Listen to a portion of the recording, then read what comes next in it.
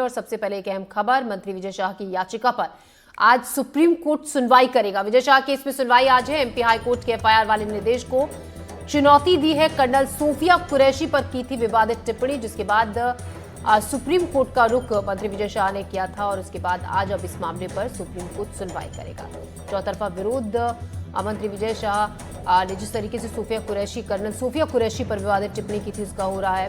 कांग्रेस एक तरफ लगातार विरोध प्रदर्शन कर रही है, उसके इस्तीफे की मांग कर रही है मंत्री विजय शाह की। वहीं दूसरी तरफ विजय शाह तमाम तरीके से किसी तरीके से उन्हें राहत मिल जाए, हर वो रास्ता, हर वो रुख अपनाने की, अख्तियार करने की कोशिश कर रहे हैं। अपने बयान पर कई बार उन्होंने माफी भी मांगी, लेकिन जिस तरीके का बयान कर्नल सोफिया कुरैशी को लेकर जिस तरीके की आपत्तिजनक विवादित टिप्पणी की थी उसको लेकर पूरी तरह से घिरे हुए हैं मंत्री विजय शाह, जिस पर आज सुप्रीम कोर्ट में सुनवाई होगी। इस मामले में हाई कोर्ट से कड़ी फटकार पहले ही लग चुकी है।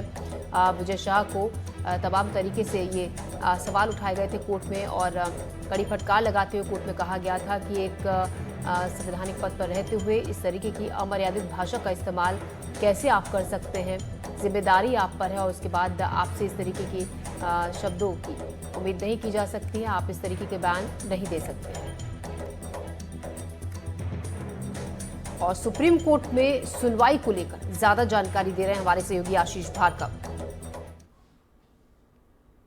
कर्नल सोफिया कुरैशी पर विवादित टिप्पणी करने के मामले में जो मध्य प्रदेश के मंत्री हैं कुंवर विजय शाह, उन पर एक अहम सुनवाई होने वाली है और ये सुनवाई काफ़ी अहम होगी इसलिए क्योंकि विजय शाह पर एफआईआर दर्ज हो चुकी है मध्य प्रदेश हाईकोर्ट की जो जबलपुर पीठ है उसके आदेशों पर, और इसको लेकर चुनौती दी है विजय शाह ने सुप्रीम कोर्ट में और कहा है कि हाईकोर्ट के फैसले पर रोक लगाई जाए, उनके खिलाफ जो एफआईआर हुई है उस पर भी रोक लगाई जाए और गिरफ्तारी से अंतरिम संरक्षण उनको दिया जाए। जस्टिस सूर्यकांत और जस्टिस एन कोटेश्वर सिंह की बेंच में ये अहम सुनवाई होनी है गुरुवार। और निहारिका शर्मा इस खबर पर ज्यादा जानकारी के साथ हमारे साथ जुड़ रहे हैं। निहारिका, जिस तरीके से पूरा मामला आगे बढ़ रहा है, अब लग नहीं रहा है कि किसी भी तरीके से विजय शाह को इस मामले में राहत मिलेगी। बिल्कुल आप सही कह रहे हैं। देखिए, जब से मामला सामने आया है लोगों में भी आक्रोश व्यक्त है और ऐसे में हाईकोर्ट ने स्वतः संज्ञान लेकर विजय शाह के खिलाफ मामला दर्ज करने के लिए निर्देश दिए थे, जिसके बाद मानपुर पुलिस ने विजय शाह के खिलाफ एफआईआर दर्ज की। हालांकि उनकी एफआईआर कुछ इस प्रकार की थी कि हाईकोर्ट को उसमें भी उन्हें फटकार लगानी पड़ी। पुलिस ने उसे रिकंडक्ट की और उसके बाद अब ये जो एफआईआर की धाराएं हैं इसके अनुसार विजय शाह को राहत मिलना मुश्किल है। विजय शाह हाईकोर्ट का दरवाजा खटखटाए थे, हाईकोर्ट से उन्हें बिल्कुल भी राहत नहीं मिली, जिसके बाद उन्हें सुप्रीम कोर्ट तक जाना पड़ा। हम सभी ने देखा कि सुप्रीम कोर्ट ने भी उनकी अर्जी सुनने से इनकार कर दिया था, लेकिन उनकी माफी के बाद और साथ ही में उनकी मांग के बाद ये तय हुआ कि ठीक है उनकी बात सुनी जाएगी। लेकिन जो सुप्रीम कोर्ट है उसने भी ये कहा था कि उन्हें किसी भी तरह की राहत इस पूरे केस में नहीं दी जाएगी, जो धाराएं हैं उसी के अनुसार काम होगा। यही कारण था कि विजय शाह उसके बाद से फरार है। आज भी विजय शाह कहाँ है किसी को नहीं पता और बीजेपी जो है वो भी उन्हें लगातार बचाती हुई नजर आ रही है।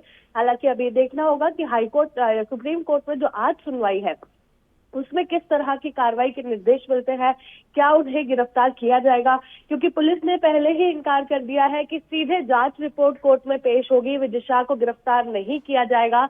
जांच रिपोर्ट पेश होने के बाद जो भी निर्णय लिया जाएगा उसके अनुसार कार्रवाई होगी। तो अब ये देखना होगा कि आज किस तरह की सुनवाई होती है, क्या कुछ निर्देश मिलते हैं और उसके बाद पुलिस कार्रवाई करती है। जी निहारिका, खबरें ऐसी भी है जैसा कि शुरुआत भी आपने की थी कि पुलिस ने जिस हल्के तरीके से एफआईआर दर्ज की थी उसको लेकर कोर्ट ने कड़ी फटकार लगाई थी। अब सवाल ये भी है कि वीडियो तो पुलिस ने वो जब्त किया था जिसमें उन्होंने ये बयान दिया, लेकिन उसको फॉरेंसिक जांच के लिए अभी तक नहीं भेजा गया है, ना ही वहां मौजूद अन्य जिम्मेदार लोगों से इस मामले को लेकर कोई पूछताछ की गई है।